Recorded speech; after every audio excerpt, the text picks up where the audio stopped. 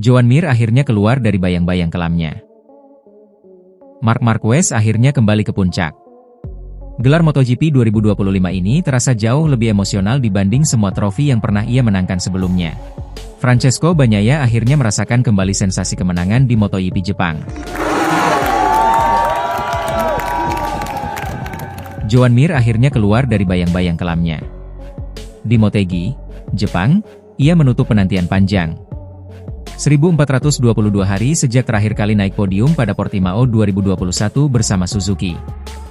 4 tahun, 67 balapan, dan 29 kali gagal finish. Bagi seorang juara dunia MotoGP 2020, ini adalah catatan kelam yang hampir mengubur reputasinya. Mir sendiri mengakui betapa sulitnya periode ini.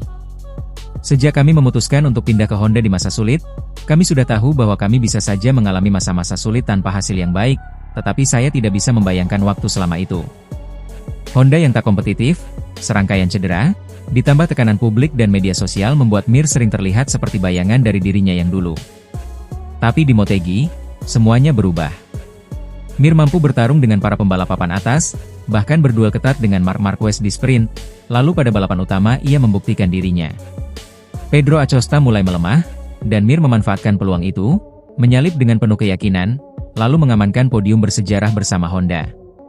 Saya menikmati setiap putaran balapan ini, bersaing dengan mereka setelah sekian lama tidak melakukannya. Sangat senang untuk tim, mereka pantas mendapatkan banyak hal, termasuk di Jepang. Saya tidak bisa membayangkan tempat yang lebih baik untuk melakukan comeback kami. Itu bukan hanya podium. Itu adalah pembebasan. Mir menegaskan bahwa ia masih punya harga diri dan prestasi yang layak dihargai. Dalam olahraga secara umum, Anda adalah apa yang Anda hasilkan di balapan terakhir Anda. Sangat mudah untuk bersembunyi di balik telepon dan membicarakan hal-hal yang tidak bermanfaat. Tapi pada akhirnya, saya tahu apa yang saya capai.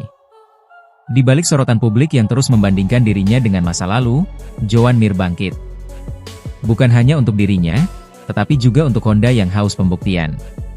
Dengan tambahan 22 poin dari Motegi, ia kini mengoleksi 72 poin di klasemen. Bukan angka spektakuler, tapi cukup untuk membuktikan satu hal penting.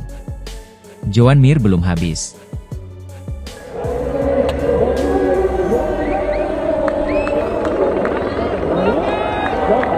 Marc Marquez akhirnya kembali ke puncak. Gelar MotoGP 2025 ini terasa jauh lebih emosional dibanding semua trofi yang pernah ia menangkan sebelumnya. Bahkan sebelum melewati garis finish di Grand Prix Jepang, air mata sudah jatuh di balik helmnya. Marquez berkata dengan jujur, "Hari ini saya tak bisa mengendalikan emosi. Di lap terakhir saya menangis di balik helm, bahkan sulit untuk melihat titik rem." Sebuah pengakuan yang menunjukkan betapa berat perjalanan yang ia lewati. Sejak debut di 2010, Marquez dikenal sebagai mesin kemenangan. 8 gelar dunia dalam 10 musim, termasuk rekor Rookie Champion termuda dalam sejarah. Dunia mengira ia tidak akan pernah berhenti. Namun tahun 2020 segalanya runtuh. Cedera lengan, 4 kali operasi, patah tulang lain, hingga 2 kali diplopia penglihatan ganda yang hampir mengakhiri karirnya. Dari seorang penguasa lintasan, Marquez berubah menjadi manusia rapuh yang harus bertarung bahkan untuk sekadar bisa mengendarai motor. Ia sendiri mengaku, 6 tahun lalu, saya tidak tahu apa itu penderitaan. Saya baru saja merasakan kejayaan.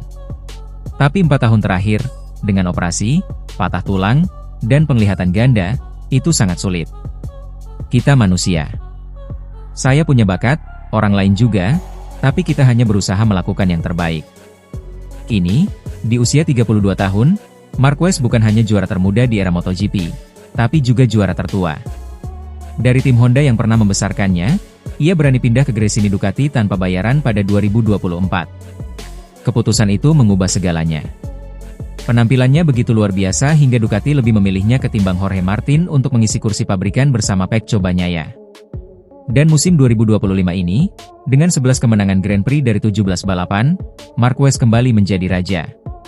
Saya merasa tenang dengan diri saya sekarang. Semuanya sudah selesai, tetapi saya memiliki ambisi yang sama, tegasnya. Namun ambisi itu belum berakhir. Dengan 5 balapan tersisa, Marquez berpeluang melampaui rekornya sendiri, 13 kemenangan dalam satu musim. Dan cerita belum berhenti di situ. Adiknya, Alex Marquez masih bertarung dengan Bagnaia untuk posisi runner-up. Potensi sejarah 1-2 keluarga Marquez di akhir klasemen bisa menjadi babak penutup paling dramatis musim ini. Dari luka, air mata, hingga kembali ke tahta. Gelar 2025 bukan sekadar angka.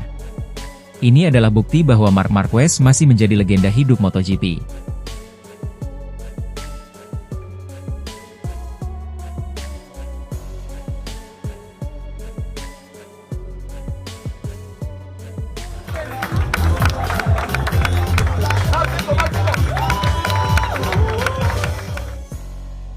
Francesco Bagnaia akhirnya merasakan kembali sensasi kemenangan di MotoGP Jepang. Sebuah akhir pekan sempurna di Motegi, pole position, kemenangan di sprint, dan juga Grand Prix. Namun di balik senyum lebarnya, terselip amarah yang sulit disembunyikan. Bagnaia tidak bisa berhenti membayangkan. Apa yang akan terjadi jika transformasi Ducati ini datang lebih awal? Sepanjang musim 2025, ia terpuruk. Masalah di bagian depan motor membuatnya kehilangan kepercayaan diri, terutama saat mengerem. Bayangkan, dari 10 balapan terakhir sebelum Jepang, Bagnaia bahkan tidak meraih satupun podium. Untuk seorang juara dunia, itu adalah neraka. Titik balik terjadi di tes Misano. Ducati mencoba solusi yang disebutnya tidak konvensional. Hasilnya, Bagnaia 0,7 detik lebih cepat. Dan di Motegi, semua keraguan langsung lenyap. Ia mendominasi penuh. "Saya tidak pernah pergi," kata Bagnaia sambil tersenyum, seolah menjawab orang-orang yang meragukan dirinya. Namun kemudian ia mengaku, "Saya sangat senang dengan hasil hari ini, tetapi saya juga sangat kesal karena mungkin kami bisa melakukannya lebih awal, mungkin setelah 1 atau 2 Grand Prix." Bagnaia tahu, ia kehilangan terlalu banyak waktu. "Sayangnya, kami membutuhkan 16 balapan untuk menemukan solusi ini. Tapi begitulah adanya. Lebih baik terlambat daripada tidak sama sekali." Lalu apa sebenarnya yang diubah Ducati? Bagnaia enggan menjelaskan detail. "Sejujurnya, saya hanyalah seorang pembalap. Terkadang ketika saya menekan, saya berada di posisi ke-20. Dan terkadang ketika saya menekan, saya menang. Ini bukan hanya masalah saya." Tapi rumor dipadek jelas, aerodinamika belakang kembali ke versi lama, swing arm dan fork juga memakai spesifikasi tahun lalu. Intinya, Bagnaia merasa seperti kembali mengendarai YP24 yang membawanya juara. "Akhir pekan ini saya mengendarai motor saya, dan tidak berkutat dengannya." Di tengah balapan, sempat muncul asap tipis dari knalpot Desmosedici-nya. Sebuah momen yang hampir menghancurkan segalanya. "Saya tidak tahu apa-apa. Saya hanya tidak mengerti mengapa di 3 atau 4 lap terakhir saya kehilangan tenaga. Kalau sampai kena hukuman bendera hitam oranye, mungkin itu momen paling mengecewakan dalam karir saya.